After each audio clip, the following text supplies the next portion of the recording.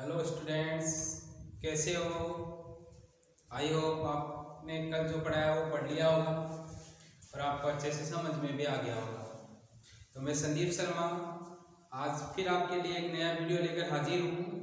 जो भी बच्चे हमारे चैनल पे नए हैं वो हमारे चैनल को सब्सक्राइब कर लें और ये जो वीडियो है वो अपने फ्रेंड्स को भी शेयर करें ताकि जो बेनिफिट आप उठा पा रहे हो वो बेनिफिट आपके फ्रेंड्स भी उठा पाएँ। तो बच्चों, अपन ने जो प्रीवियस लेक्चर था उसमें स्टार्ट किया था अपना जो यूनिट नंबर 6 है, उस यूनिट नंबर 6 को स्टार्ट किया था जिसका नाम था आपका ऑप्टिक्स। उसमें लेक्चर फर्स्ट में अपन कुछ बेसिक टर्म्स के बारे में पढ़ चुके हैं, जिसमें अपन ने पढ़ा था लाइट होती क्या है, प्रॉपर्टीज ऑफ लाइट क्या होती है, और आपके पास इंसिडेंट रे क्या होती है, रिफ्लेक्टेड रे क्या होती है, ऐसे ही रिफ्लेक्टेड या रिफ्लेक्टेड रे में क्या डिफरेंस होता है, ये सब कल अपन पढ़ चुके हैं। आज अपन उसी के आगे का टॉपिक स्टार्ट कर रहे हैं। तो आपके जो टॉपिक है, टॉपिक का नाम है रिफ्लेक्शन ऑफ लाइट। इस रिफ्लेक्शन ऑफ लाइट में सबसे पहले अपन क्या देख रहे हैं कि definition of reflection of light देख रहे हैं कि आपका रिफ्लेक्शन होता क्या है। तो देखो बच्चों, अगर जनरल डेली लाइफ में अपन देखें तो जैसे अगर सन से आती हुई लाइट को अपन दो तरीके की सरफेस पे इंसिडेंट कराएं, जिसमें अपन ने कल देखे थे कि अपने पास क्या हो सकते हैं ऑब्जेक्ट, डिफरेंट टाइप्स के हो सकते हैं, जिनमें आपने एक ऑब्जेक्ट था वो तो पढ़ा था ओपेक ऑब्जेक्ट, एक पढ़ा था आपने ट्रांसपेरेंट ऑब्जेक्ट। अब अगर अपन कोई ट्रांसपेरेंट ऑब्जेक्ट लें, उस पे अगर सन की लाइट को इंसिडेंट कराएं या किसी भी लाइट ऑब्जेक्ट से अपन उस पे लाइट इंसिडेंट कराते हैं, तो क्या देखते हैं कि जो लाइट है वो उसका कुछ अमाउंट टकरा कर वापिस आ जाता है, कुछ अमाउंट क्या हो जाता है, पास हो जाता है। तो अगर अपन उस ट्रांसपेरेंट सरफेस की जगह अगर कोई ओपेक सरफेस लें, यानी कि आपने कौन सी सरफेस ली, ओपेक, और ओपेक सरफेस पे भी आपने क्या कर दिया, पॉलिश कर दिया। तो पॉलिश की हुई अगर कोई ओपेक सरफेस लें और उस पर अगर अपन कोई लाइट को इंसिडेंट कराएं, तो जो इंसिडेंट होने वाली लाइट है वो सरफेस पे स्ट्राइक करने के बाद में वापस उसी मीडियम में अगर लौट जाती है, तो इस तरीके से उसी मीडियम में लौटने का जो फिनोमिना होता है, उसी फिनोमिना को अपन नाम दे देते हैं रिफ्लेक्शन ऑफ लाइट। तब डेफिनेशन क्या कह रही है, देखो डेफिनेशन है अपने पास कि when light rays are incident on a opaque polished surface. ध्यान रखना कि आपको सरफेस कैसी लेनी है, ओपेक पॉलिश सरफेस, या आपके पास ऐसा कोई मीडियम हो, these are returned back in same medium, यानी कि आपने ये क्या लिया, एक ओपेक पॉलिश सरफेस ली जिसपे आपने ये रे को इंसिडेंट कराया, और ये इंसिडेंट कराने के बाद में वापस क्या हो गई, आपकी रिटर्न हो गई। तो ये इस तरीके से रिटर्न होने का फिनोमिना है, इसी फिनोमिना को अपन रिफ्लेक्शन ऑफ लाइट कह देते हैं। हिंदी में हो गया कि यदि अपन किसी प्रकाश की किरण को किसी अपारदर्शी सतह पर आपतित कराएं, तो प्रकाश की किरण आपतन के पश्चात वापस उसी माध्यम में लौट जाए जिस माध्यम में आपतित हुई है, तो इस घटना को अपन नाम दे देते हैं आपका प्रकाश का परावर्तन। कोई दिक्कत नहीं है कि रिफ्लेक्शन ऑफ लाइट क्या होता है, या रिफ्लेक्शन ऑफ लाइट कहां से, रिफ्लेक्शन लाइट का रिफ्लेक्शन कहां से होगा, और रिफ्लेक्शन कराने के लिए अपन को कैसी सरफेस की जरूरत पड़ेगी, इस पॉइंट में किसी भी बच्चे को कोई भी दिक्कतें नहीं होनी चाहिए। कोई दिक्कत नहीं है, रिफ्लेक्शन ऑफ लाइट क्लियर है। नेक्स्ट आपके पास ये एक फिगर है जो शो कर रहा है कि आपका रिफ्लेक्शन ऑफ लाइट कैसे होता है। अब इस फिगर में कुछ टर्म्स है जिनका मीनिंग बता रहा हूं मैं। तो इस फिगर में ये जो सरफेस है जिस पे लाइट को इंसिडेंट करा रहे हैं, उसको तो नाम दे रहे हैं ओपेक पॉलिश सरफेस, जिसको आगे जाके अपन एक नाम और देने वाले हैं मिरर। तो आगे अपन डिटेल में पढ़ेंगे कि मिरर होता क्या है, कितने टाइप का हो सकता है, और अगर आपके पास प्लेन मिरर लेते हैं तो कैसा रिफ्लेक्शन होगा, ऐसे स्फेरिकल मिरर है वो कितने टाइप के हो सकते हैं, तो वो आगे देखेंगे। अभी आपको ध्यान रखना है कि जो भी अपन ये ओपेक पॉलिश सरफेस लेते हैं, इसको अपन क्या कह सकते हैं, मिरर भी कह सकते हैं। इस पे जो रे इंसिडेंट होती है उसको नाम दिया जाता है आपके पास इंसिडेंट रे, या उसी को नाम दे सकते हैं अपन आपतित किरण। स्ट्राइक करने के बाद में रिटर्न होके जो रे जाती है, उस रे को अपन नाम देते हैं रिफ्लेक्टेड रे, या उसी का नाम हो जाता है आपका परावर्तन। इंसिडेंट रे और आपकी रिफ्लेक्टेड रे है वो जिस पॉइंट पर आपकी मिलती है उस पॉइंट को नाम दिया जाता है आपका पॉइंट ऑफ इंसिडेंस। या आप ये कह सकते हो कि इंसिडेंट रे जिस पॉइंट पर मिलेगी उसको नाम दे सकते हो आप पॉइंट ऑफ इंसिडेंस या आपतन बिंदु। नेक्स्ट आपके पास आता है कि ये जो पॉइंट ऑफ इंसिडेंस होता है इस पे अपन जो परपेंडिकुलर ड्रॉ करते हैं उस परपेंडिकुलर को नाम देते हैं अपन नॉर्मल या उसी का नाम हो जाता है आपका अभिलंब आपके पास। तो इस तरीके से आपके पास ये तीन टर्म मेनली ध्यान रखनी है कि आपके पास जो पीओ है वो तो आपकी इंसिडेंट रे, ऐसे ही एनओ है वो आपके पास नॉर्मल है, ओ क्यू है वो आपके पास कौन सी रे है रिफ्लेक्टेड रे आपके पास। अब आपके पास यहाँ पे दो प्लेन मिल रहे हैं, एक तो इस साइड का प्लेन है एक आपके इस साइड का प्लेन है। तो इस साइड का जो प्लेन है इसको नाम दिया जाता है आपके पास प्लेन ऑफ इंसिडेंस। तो प्लेन ऑफ इंसिडेंस क्या हो गया कि जिस प्लेन में आपकी इंसिडेंट रे और नॉर्मल सिचुएटेड होते हैं उसको नाम दे देते हैं अपन प्लेन ऑफ इंसिडेंस या आपतन समतल। यानी कि जिस समतल में आपकी आपतित किरण और अभिलंब दोनों स्थित होते हैं उसी को अपन नाम दे देते हैं प्लेन ऑफ इंसिडेंस। सेकंड आता है कि जिसमें रिफ्लेक्टेड रे और नॉर्मल दोनों सिचुएटेड होते हैं उसको नाम दिया जाता है आपका प्लेन ऑफ रिफ्लेक्शन या परावर्तन समतल आपके पास। अब यहाँ पे दो एंगल भी फॉर्म हो रहे हैं, एक आपका इंसिडेंट रे और नॉर्मल के बीच का एंगल है, एक आपका रिफ्लेक्टेड रे और नॉर्मल के बीच का एंगल है। तो आपके पास ये जो एंगल आई है इस एंगल आई को तो कहते हैं एंगल ऑफ इंसिडेंस।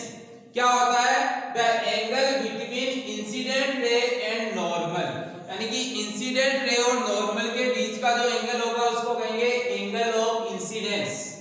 सेकंड आपके पास है एंगल QON जिसको अपन R से इंडिकेट कर रहे हैं, और ये जो R एंगल है इसको कहते हैं एंगल ऑफ रिफ्लेक्शन। और ये एंगल ऑफ रिफ्लेक्शन क्या होता है आपका नॉर्मल और रिफ्लेक्टेड रे के बीच का जो एंगल होता है इसी एंगल को अपन नाम दे देते हैं एंगल ऑफ रिफ्लेक्शन। तो ये आपका ये फिगर था जो किसको शो करता है रिफ्लेक्शन ऑफ लाइट को शो करता है। और इस फिगर से रिलेटेड कौन सी टर्म का क्या मीनिंग है वो मैंने आपको एक्सप्लेन कर दिया है। पहली टर्म आती है आपके पास सरफेस जिस पे अपन इंसिडेंस कराते हैं, तो आपको ध्यान रखना उस सरफेस को कहते हैं अपन ओपेक पॉलिश सरफेस, या इसी का एक और नाम हो सकता है रिफ्लेक्टिंग सरफेस, जिससे आपका कौन सा फिनोमेना जनरेट होता है रिफ्लेक्शन। सेकंड आता है आपके पास कि जो सरफेस पे इंसिडेंट होने वाली लाइट होती है उसको अपन इंसिडेंट रे के नाम से रिप्रेजेंट करते हैं, जो लौटकर वापस जाती है उसको अपन रिफ्लेक्टेड लाइट के नाम से या रिफ्लेक्टेड रे से रिप्रेजेंट करते हैं। ये दोनों जिस पॉइंट पर इंटरसेक्ट करती है सरफेस पे उसको पॉइंट ऑफ इंसिडेंस का नाम दे देते हैं। पॉइंट ऑफ इंसिडेंस पे जो परपेंडिकुलर ड्रॉ किया जाता है उस परपेंडिकुलर को अपन नॉर्मल या अभिलंब का नाम दे देते हैं। इंसिडेंट रे और नॉर्मल के बीच के एंगल को अपन एंगल ऑफ इंसिडेंस कह देते हैं। नॉर्मल और रिफ्लेक्टेड रे के बीच का जो एंगल होता है उसको अपन एंगल ऑफ रिफ्लेक्शन कह देते हैं। और आपके पास जिस प्लेन में इंसिडेंट रे और नॉर्मल लोकेटेड होते हैं उसको अपन नाम दे देते हैं प्लेन ऑफ इंसिडेंस। जिस प्लेन में नॉर्मल और रिफ्लेक्टेड रे लोकेट होती है उसको नाम दे दिया जाता है प्लेन ऑफ रिफ्लेक्शन। बच्चों यहाँ तक किसी बच्चे को प्रॉब्लम नहीं होनी चाहिए कि आपके पास किस टर्म का क्या सिग्निफिकेंस है। और इस फिगर में आपकी प्लेन ऑफ रिफ्लेक्शन क्या होता है, प्लेन ऑफ इंसिडेंस क्या होता है, इंसिडेंट रे क्या होती है, इंसिडेंट एंगल क्या होता है, इन सब टर्म्स का मीनिंग आपको एक्सप्लेन हो गया होगा, कोई दिक्कत नहीं है। नेक्स्ट आगे बढ़ूं। अब आपके पास आता है लॉज ऑफ रिफ्लेक्शन, और ये टॉपिक आपका इंपॉर्टेंट भी है, ध्यान रखना। 10th क्लास के बच्चों को तो ये डायरेक्ट क्वेश्चन पूछ लिया जाता है, write down laws of reflection. तो लॉज ऑफ रिफ्लेक्शन में मेनली आप क्या कर सकते हो, दो लॉ डिफाइन कर सकते हो, जिसमें पहला लॉ कहता है incident ray, reflected ray and normal all lie in the same plane. तब आप इस फिगर को देखो, और इस फिगर को देख के आप एक लाइन बोल सकते हो कि ये तो आपकी इंसिडेंट रे है, ये आपका रिफ्लेक्टेड रे है, और ये आपका क्या है, नॉर्मल है। ये तीनों अगर देखो तो आपके सामने ये जो बोर्ड दिख रहा है, इसी बोर्ड में ये क्या दिख रही है आपको, सिचुएटेड दिख रही है। तो आप ये कह सकते हो कि ये बोर्ड आपका कोई एक प्लेन है, या ये दीवार आपकी कोई एक प्लेन है जिसपे ये बोर्ड लगा हुआ आपके पास।